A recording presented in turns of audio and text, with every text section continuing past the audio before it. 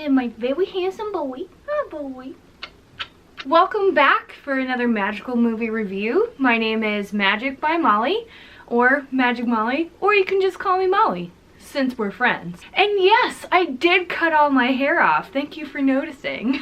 About a week ago, I just said, screw it. It is too hot outside. I just finished a workout and my long hair was just like sticking to my body, to my arms, and so I was just like, you know what, snip snip, cut it off myself, was done with it. So that's how this came to be. This side is somewhat cooperating, this side isn't, and at this point I really don't care, so we're just going with it. This week we are continuing our Marvel Cinematic Universe series in chronological order. Since we did Captain America last week as our first installment of Magical Movie Review for the MCU, this week we are continuing with Captain Marvel. I know that there is some debate on where Captain Marvel lands in the timeline chronologically because there is so much jumping back and forth, but I think based off of my research and just what I think, I feel like this is the most commonly placed point from Captain Marvel. I am forgoing the magical recap this week, so you won't see a separate video for that. Just trying something new. We'll just dive right into it. If you haven't seen a magical movie review before, we break things down into 4 major sections on the main video. We talk about magical moments, things that I like about the movie, things that make me smile or make me laugh or just give me the warm fuzzies. And then we also talk about enchanting efforts, things that just don't land well with me or feel just okay. And then we also elect a VMP, or a very magical person, someone that wins the episode. And then we top it all off with the rankings of the movies in that series by my favorites so far. For magical moments, the very first thing that we can't ignore is just the soundtrack. The soundtrack is amazing. Being a 90s kid this is just nostalgic for me. I'm jamming out the entire movie. Every song is a hit for me, so I genuinely enjoy the movie mostly for the soundtrack. So that's magical moment, or magical theme, number 1. I find it refreshing about Captain Marvel that this is one of the only, if not the only, at least intro to one of the Avengers movies that doesn't include like a romantic plot. I mean, there's love, of course, like there's friend love and there's husband and wife love with the Skrulls, but that's not really like the major plot of the movie. So it's nice for me to see, just like be able to enjoy an action movie for what it is, for the action, for the creative plot, and not have to worry about being obligated to look for a romantic plot in a movie. So I enjoyed that. To me, it was a magical moment. I don't know if I'm just like not a romantic person, but like that doesn't really draw me in for movies. Like I enjoy watching romantic comedies, for example, but a romantic comedy will never be in my like top 5 to 10 favorite movies. So I enjoyed that. Of course, when we get towards the end of the MCU, the romantic plots have already been set up. There's nothing really new there, so we're kind of getting to that eventually. But here at the very beginning, like Captain Marvel ain't got time for love. Like she's got to save the universe, so she'll get back to you later, maybe. Like she's probably flying in space. Of course, it goes without saying that another magical moment is seeing a black woman be a pilot. That's magical all on its own because, of course, like we know that she can do it. She's more than able, but the movie still recognizes in her conversations with Carol Danvers that it was hard. It was hard for her to get there, and it took a core group of people truly believing in her to really make it happen. I wish we could see a little bit more of that, and maybe they're is an opportunity for a spin-off for her, because I really would love to see more of her story. I think that that would set us up for a really great lead for a black woman in a TV show or another movie series, for her to have all on her own. So I think that this movie really sets that up well. I think it also means a lot as one of the underlying themes of the story, that perception is reality, because we start in the movie with Verse being so sure of herself that she is part of the Kree. Her duty is to protect the Kree and stand with them in unity, but she learns more about herself. She knows that there's a part of her past that's missing, and then when she starts to fill in all the blanks, she starts to put the puzzle pieces together, she realizes that she's been wrong, and the people that she knows and loves and holds most dearly to her at that point in her life are also wrong. And she's willing to admit it, and she's willing to fight against it for what's right. And I think that that's really important, especially in today's age. No matter what side of the fence you're on, personally, culturally, politically, that you be willing to go out and search for the information, to put all the pieces together, build your own rapport of what you like, what you know, and then make decisions that are right based on that. And be willing. Like, she unfortunately been brainwashed to believe that the Skrulls were the enemy, when it turns out that they're the ones that need refuge and they need help. And her leader, the person that she'd learned from in her previous life, is just a regular human being. This person was fighting the fight to make sure that they were safe and that they were treated with respect, that they could find a home.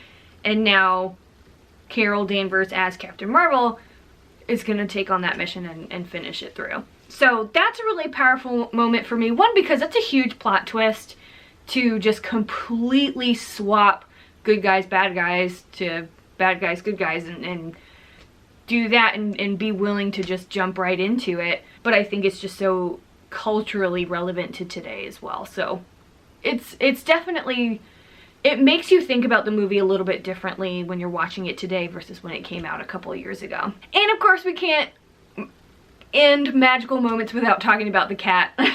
Goose is like one of the cutest things I've ever seen in my entire life.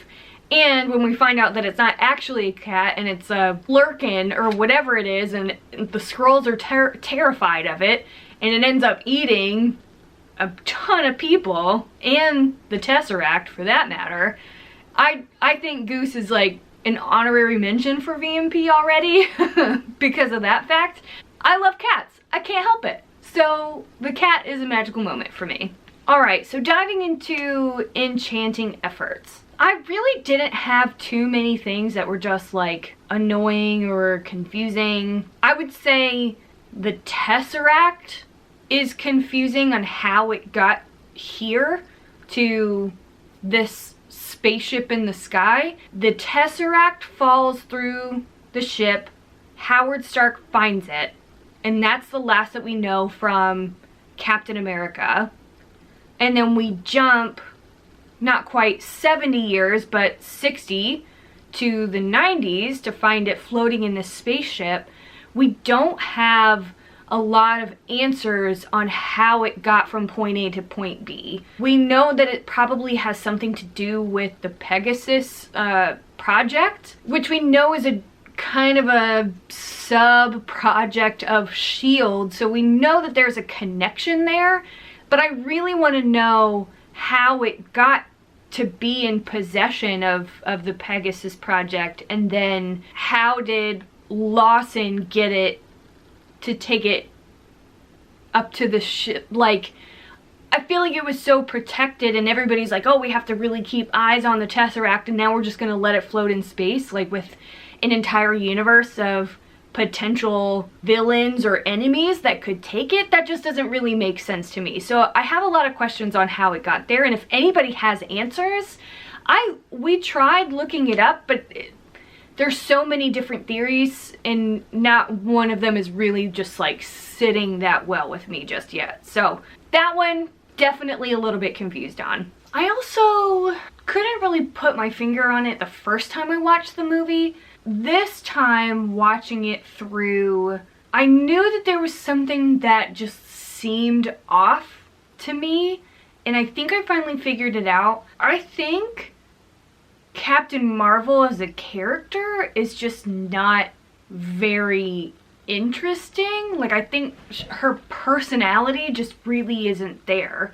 I don't know if that is on purpose, maybe through just all of the trauma that she's been through and her capture and basically brainwashing by the Kree. Just maybe that takes a lot out of her. I don't know, but like even just in the flashbacks and throughout the movie, she's just very dry, doesn't really have a whole lot of personality, and I think that's boring. I think she's just kind of one of the more boring of the Marvel heroes. I think that's why it just kind of doesn't land well with me as a movie. Is the plot is fine, it's decent. I just think her character just doesn't do a whole lot for me. And I also think that that's partly writing as well, so maybe that's another enchanting effort. That it's a lot of cheesy writing. Like, let's be honest, like there's not a whole lot of really great magical writing moments, maybe other than Rambo has a monologue kind of later on in the movie that's pretty touching, but like that's it. There's really not a whole lot of texture there as far as writing. Like, it's just kind of getting us through the movie. That's really it as far as enchanting efforts. So with that being said, as far as my VMP goes, I will have to go with the Skrull leader Talos. I think he is a phenomenal character, just for the story overall and just him independently. So for the story, it's so nice to see someone who is like a straight up villain in the beginning of the movie have this character arc to end up being the good guy, like, or one of the good guys in the end. So I like how our perception of him is changed throughout the movie, but his personality doesn't change. He is the funniest character in the entire movie. He's got one-liners throughout the entire thing. He is just a person or a man that loves his family and wants to protect his people. And also I think he's underestimated or underrated as just a hero in the story in general. I mean, he's an intergalactic spy that has been moving in and out of civilizations looking for Marvel this entire time, pretty much undetected, until he actually gets a hold of Carol Danvers, and then that puts a bigger target on his back. But I think he's skilled as a space warrior, for lack of a better term, as a character that brings a little bit more flavor to the movie, just as someone who we see a huge character change from beginning to end. With all of that being said, as far as my rankings so far for the MCU movies in chronological order, we're gonna pretty much keep it in order of watch as well. So I'm gonna keep Captain Marvel, the first Avenger, at the top of my list, and then followed up with Captain Marvel. If you have any other thoughts about Captain Marvel, the movie, or the character, drop comments below. Make sure to give this video a like so that I can make sure that I'm keeping track of things that you guys want to see more of. And while you're at it, go ahead and hit that subscribe button and turn on notifications so that you can be alerted every time a magical movie review gets posted. Thanks for hanging around with me as always. Stay weird and don't be a turd. Damn, my goose. We got goose in our house. What if Tina was a flirkin and she just like ate all of our enemies? That'd be pretty cool. Do you want to do that?